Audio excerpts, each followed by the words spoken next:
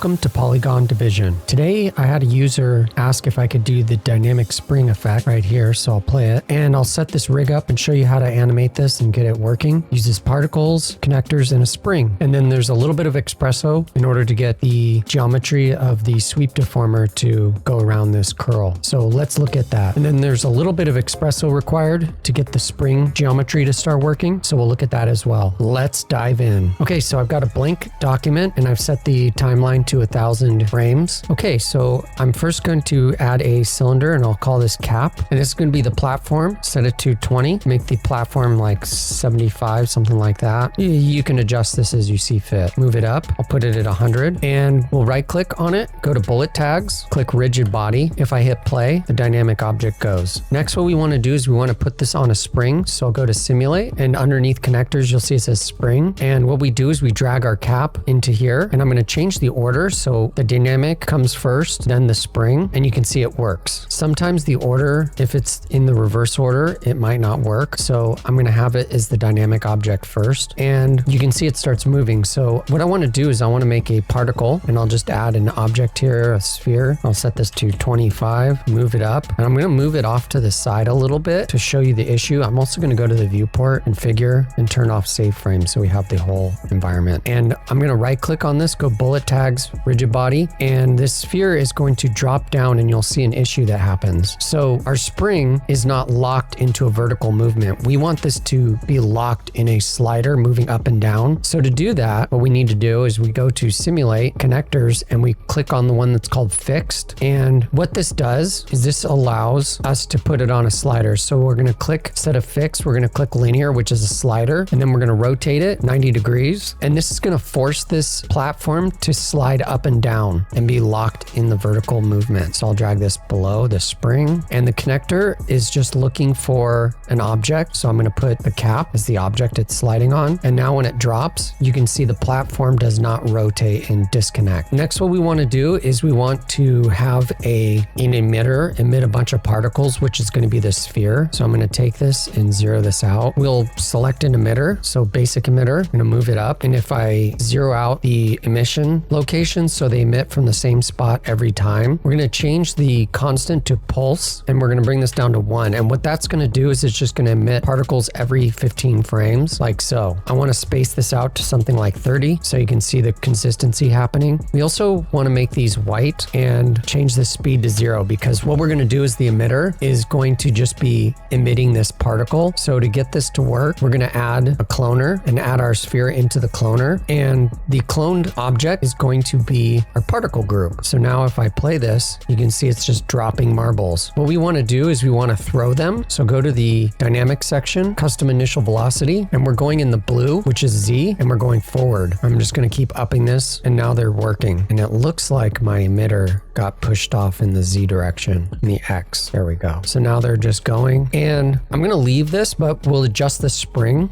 next. So what I'll do is I'm going to change the stiffness to like 0.5 and then change the dampening. And you can play with these values, and I actually want to bring up the stiffness so they kind of bounce. And now I want to give these spheres its own weight so it springs more. So to fix that, what you do is in the sphere dynamic tag, we're going to go to mass and change it to custom mass. And now it's way too much. So I'm going to just change it to 0.5 and that feels pretty good. And so if you want more springiness to it, you can just bring this up like so and just change the decimal. Okay, that feels pretty good. They're like launching. You can also change the cap itself and go to force or mass, sorry, and change the density of it as well. I'm going to leave it at its default. It seems pretty good. So I'll call this cloner particles. Here's our emitter particle group. So our particle group is controlling particles. We got the cap and the spring. The last thing we're going to do is let's make the actual spring itself. So to do that, we make a coil using the Helix, and I'll change its direction to X and Z. We'll change the diameter to something like 40,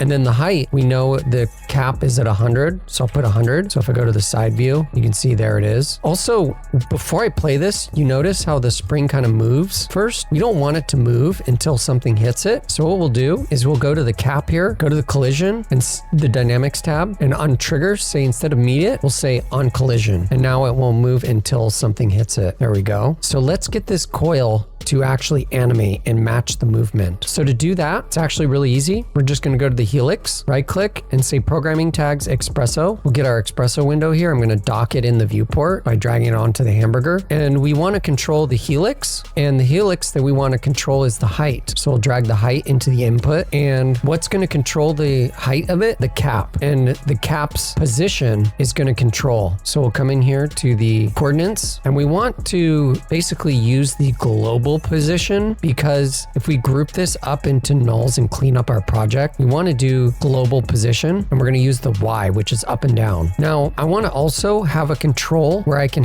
adjust the coil where it starts up here. So maybe I don't want it going through the object. So what I'll do is I'm going to add a Espresso calculate math, and I want to plug in the Y, and I want to subtract the height by like a couple. So I'll do like maybe 5 or 6. And now if I go to the profile, you can see we have a slider that changes the offset. So now if I play this, you can see the spring is working. So I'm going to add the spring last in the order, and now we'll lock it in place and do it in the correct order of operation.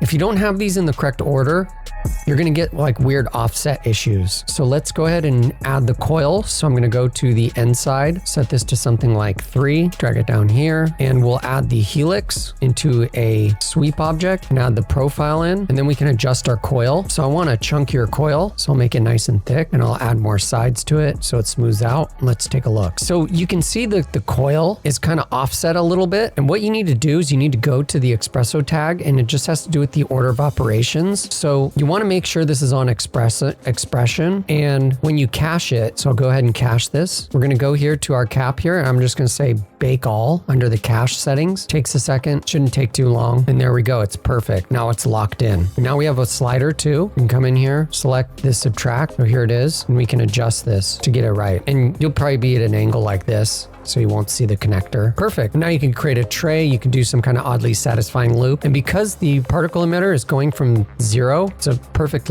shot every time. You can create a seamless loop with it because they're bouncing exactly the same every time. So that's it. I hope you found this useful. Thanks so much. Don't forget to like and subscribe so you don't miss out on more content. Thanks for your support.